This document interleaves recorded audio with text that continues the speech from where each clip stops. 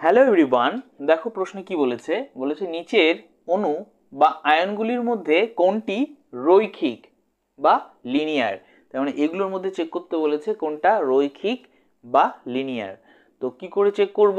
তো আমাদের প্রথমে হাইব্রিডাইজেশন বের করতে হবে, ঠিক আছে। তো যদি আমাদের হাইব্রিডাইজেশন বের করে দেখি যে হাইব্রিডাইজেশন এসপি এসেছে, তখন তার গঠনাকৃতি হয় রৈখিক। যদি এসপি আসে তবে হয় রৈখিক, তাই না? তাহলে এবার হাইব্রিডাইজেশনটা কি করে বের করব? বের করতে হবে আমাদের H is equal to half of V plus X plus C minus A, sorry ভুল লিখেছি, প্লাস এ মাইনাস সি, এই রুলটা দিয়ে, ঠিক আছে। এখানে এইচ হচ্ছে কি হাইব্রিডাইজেশন নাম্বার, ঠিক আছে। আবার দেখো যদি হাইব্রিডাইজেশন নাম্বার 2 হয় তবেই আমাদের আসবে এসপি, যদি 3 হয় তাহলে এসপি 2, হ্যাঁ, যদি 4 হয়ে যায় এসপি 3, এরকম করে করে হয়, ঠিক আছে, হাইব্রিডাইজেশন নাম্বার ভ্যালু। তো মোট কথা আমাদের টার্গেট কি? আমাদের প্রথমে এসপি বের করতে হবে, তাই তো? তাহলেই তো রৈখিক। আমাদের বলেছে রৈখিক বের করতে, তাহলে রৈখিক বের করতে গেলে হাইব্রিডাইজেশন কি হতে হবে? এসপি। আর এসপি বের করতে গেলে হাইব্রিডাইজেশন নাম্বারটাকে কত হতে হবে? 2, তাই তো? ওকে, তার মানে এগুলো চেক করবো কোথায় হাইব্রিডাইজেশন নাম্বার এগুলোর মধ্যে 2 আসে।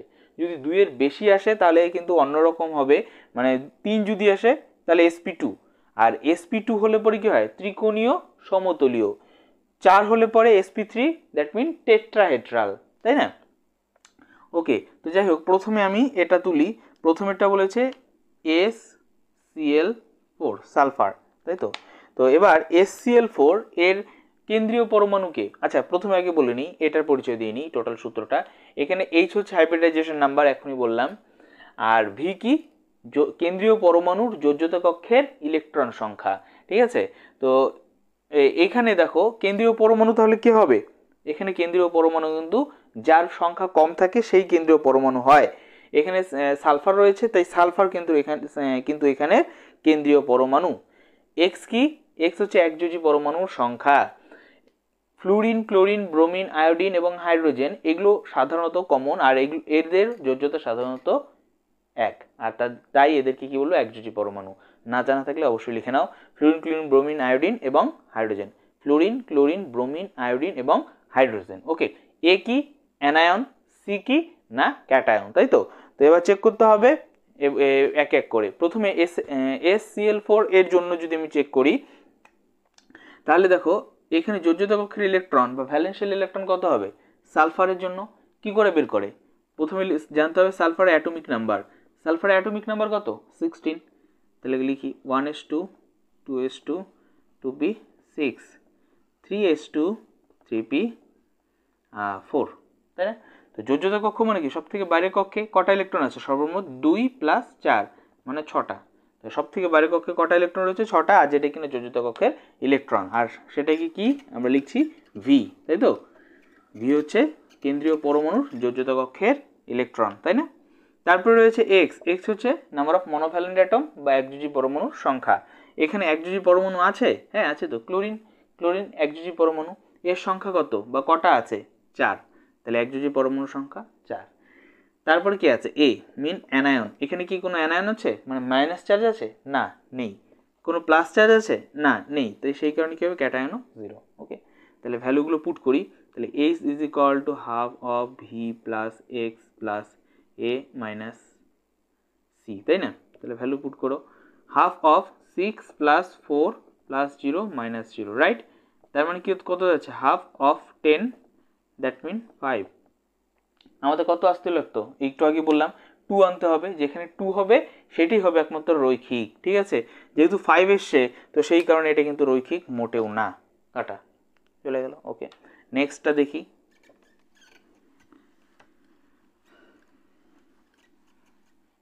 নেক্সট বলেছে ClF3, তাই তো? এখানে কেন্দ্রীয় পরমাণুকে, কেন্দ্রীয় পরমাণু যেটা সংখ্যা কম আছে ক্লোরিন আছে, তাই ক্লোরিন কিন্তু কেন্দ্রীয় পরমাণু। ওকে, আচ্ছা এবার দেখো তো এই ক্লোরিন এর যোজ্যতা কক্ষে ইলেকট্রন কি? প্রথমে আমাদের ভি বের করতে হবে না? যদি আমরা এই সূত্রটা ব্যবহার করি তাহলে প্রথমে ভি বের করতে হবে না? তাহলে প্রথমে ভি যদি বের করতে চাই তাহলে যোজ্যতা কক্ষের ইলেকট্রন আমাদের খুঁজতে হবে। তাই ক্লোরিনের যোজ্যতা কক্ষের ইলেকট্রন কত, সবসময় মনে রাখবে 7, মানে ফ্লুরিন ক্লোরিন ব্রোমিন আয়োডিনের প্রত্যেকে যোজ্যতা কক্ষে কটা ইলেকট্রন থাকে, 7টা ইলেকট্রন থাকে। কীরকম ভাবে বের করলাম, ওই ইলেকট্রন বিন্যাস করো, আগে যেরকম ভাবে ইলেকট্রন বিন্যাস করলাম সব থেকে বাইরের কক্ষে যে কটা ইলেকট্রন আছে সেটাই হচ্ছে কি আমাদের যোজ্যতা কক্ষের ইলেকট্রন, ঠিক আছে। তো এইভাবে তোমরা কাউন্ট করবে। তো যাই হোক, দেন এক্স একযোজি পরমাণু সংখ্যা আছে, হ্যাঁ আছে তো, ক্লোরিনও তো একযোজি পরমাণু, একে তো কেন্দ্রীয় পরমাণু ধরেই ফেলেছি, সুতরাং ক্লোরিনকে আর ধরা যাবে না। ক্লোরিন বাদ দিয়ে বাদ বাকি যে রয়েছে ফ্লুরিন রয়েছে, সেই ফ্লুরিনকে ধরতে হবে, ঠিক আছে। কটা ফ্লুরিন আছে, 3টা, তাই একযোজি পরমাণু 3। প্লাস বা মাইনাস আছে কিছু নেই, তাহলে অ্যানায়নও 0, ক্যাটায়নও 0। ওকে, তাহলে সূত্র যদি বসাই তাহলে কি হবে, সমান সমান হাফ অফ ভি, কি যোজ্যতা কক্ষের ইলেকট্রন 7, একযোজি পরমাণু কত 3টা, ক্যাটায়ন নেই অ্যানায়নও নেই, সেই কারণে এরকম, তাই তো। তাহলে কত 10, দ্যাট মিন 5, এটার ক্ষেত্রেও কিন্তু 5 চলে এসছে, রাইট। আর 5 চলে আসার এর হাইব্রিডাইজেশন হয়ে যাবে অ্যাকচুয়ালি sp3d, ঠিক আছে, sp3d। তো লাভ নেই, আমাদের sp চাই, হ্যাঁ, রৈখিক হতে গেলে, তাহলে এটাও কিন্তু আমাদের অ্যান্সারের মধ্যে পড়ছে না। ওকে, চলো নেক্সট দেখা যাক কি আছে, NO3 মাইনাস, তাই না, এটা করে ফেলার চেষ্টা করো তো। NO3 মাইনাস, NO3 মাইনাস, তাই তো। এখানে যোজ্যতা কক্ষের ইলেকট্রন কোনটা, সরি মানে ভুল বললাম, কেন্দ্রীয় পরমাণু কোনটা, নাইট্রোজেন, তাই না, কারণ একটাই রয়েছে, তাই এর সব থেকে বাইরের কক্ষে ইলেকট্রন কটা থাকবে, 5টা থাকবে, ঠিক আছে। কি করে, ওই ইলেকট্রনিক কনফিগারেশন করে দেখবে সব থেকে বাইরের কক্ষে থাকছে 5টা ইলেকট্রন। ওকে, তাই যোজ্যতা কক্ষের ইলেকট্রন 5 লিখলাম।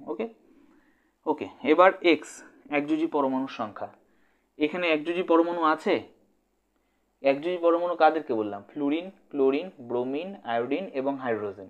এখানে ফ্লুরিন ক্লোরিন ব্রোমিন আয়োডিন কেউই নেই, হাইড্রোজেনও নেই, সুতরাং এখানে একযোজি পরমাণুই নেই, দ্যাট মিনস 0 একযোজি পরমাণু। ওকে, ক্যাটায়ন সরি অ্যানায়ন প্রথমে লিখি, অ্যানায়ন আছে তো, এই যে মাইনাস, অ্যানায়ন মানে কি মাইনাস চার্জ আছে তো, একটা মাইনাস চার্জ আছে, তাহলে কি অ্যানায়ন কত হবে 1, ক্যাটায়ন নেই প্লাস নেই, তাই কি হয়ে যাবে 0, ক্লিয়ার। ওকে, তাহলে বসাই ভ্যালুগুলো, কত হচ্ছে হাফ অফ 5, ওকে, তারপরে কি আছে এক্স, দ্যাট মিন 0, হ্যাঁ, অ্যানায়ন আছে একটা 1, হ্যাঁ, তারপরে কি -0, রাইট। তাহলে কত হচ্ছে half of 6, that mean sorry 6 mean 3, that mean sp2 হলেও তো চলবে না আমাদের, কারণ কত হতে হবে, sp হতে হবে, তবেই রৈখিক হবে, তাই না। তাহলে এটাও কিন্তু আমাদের অ্যান্সারের মধ্যে পড়ছে না। ওকে, চলো নেক্সটটা দেখা যাক।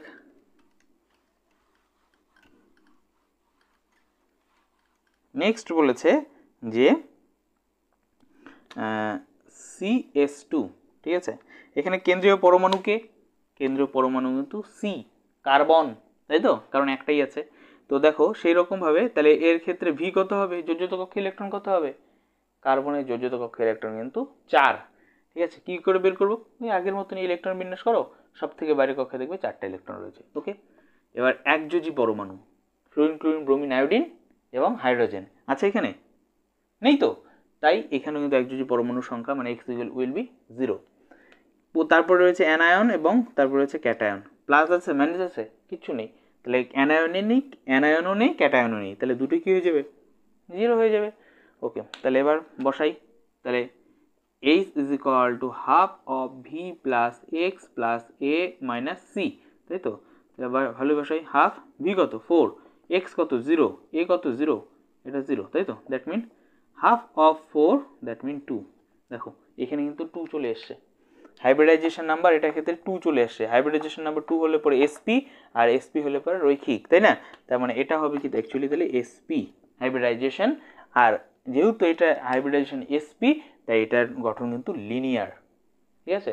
তাহলে এর গঠন কিন্তু কি হবে লিনিয়ার, তাহলে আমাদের যেহেতু লিনিয়ার খুঁজতে বলেছে তাই এটাই কিন্তু আমাদের অ্যাকচুয়ালি অ্যান্সার হবে। বোঝা গেল, এইভাবে কিন্তু প্রবলেমগুলো আমাদেরকে সলভ করতে হবে, আর অবশ্যই এই ধরনের সমস্যাগুলো কিন্তু তোমাদের পরীক্ষাতে অবশ্যই দেবে, ঠিক আছে, খুব গুরুত্বপূর্ণ, এবং এইভাবে করতে থাকলে আমাদের প্র্যাকটিসও হবে। ওকে, যাই হোক আশা করি বোঝা গেছে এইভাবে আমাদের প্রবলেমগুলোকে সলভ করতে হবে। ওকে।